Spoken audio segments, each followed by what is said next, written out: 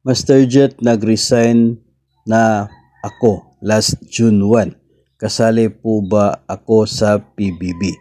So kung June 1, 2025, ito pong kanya pong resignation, ay talagang kasali pa siya sa PBB 2023. Kasi yung coverage ng PBB 2023 for school-based personnel ng DepEd ay August 1, 2023 hanggang sa July 31, 2024. So kung ngayong taon lamang nag-resign ay automatic po 100% talaga yung covered sa kanya pong performance-based bonus. So makakatanggap pa rin po.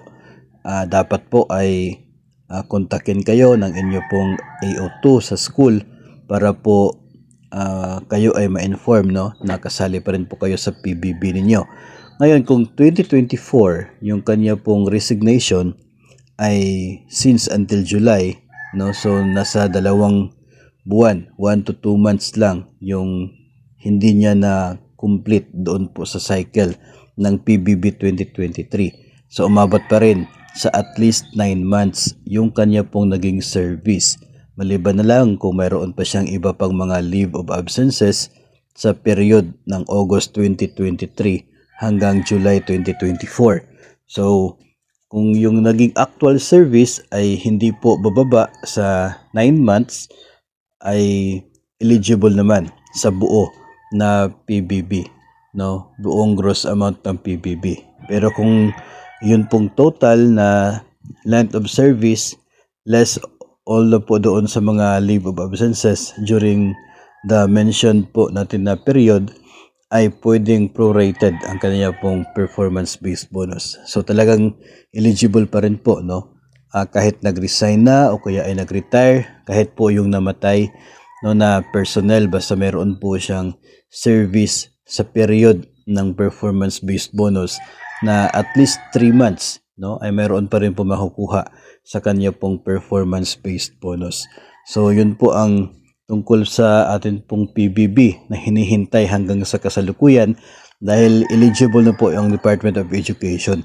Sa ngayon po ay sigurado tayo na on process po, no, yung mga submission of reports mula po sa mga schools papunta po sa division offices and from division offices to the different regional offices. Ganun po kasi yung mangyayari, no? Manggagaling talaga sa school yung listahan ng mga eligible personnel papunta sa division office for consolidation, tapos isa-submit sa regional office for consolidation naman, and from there ay pwedeng direct to the CO, no? Siguro sa CO ba yun or sa DBM diretso yung kanila pong submission. Basta from regional office ay kinakailangan pa rin po yung i-validate na mga personnel po ng atin pong PBB Secretariat at maging ng DBM bago po ito mabibigyan ng pondo na siya pong magiging silver lining o para pong ganun, o magiging pong hudyat, no, na papalapit na yung pagtanggap ng performance-based bonus ng mga eligible DepEd personnel. So hintay-hintay na lamang po tayo, no, sa atin pong PBB 2023.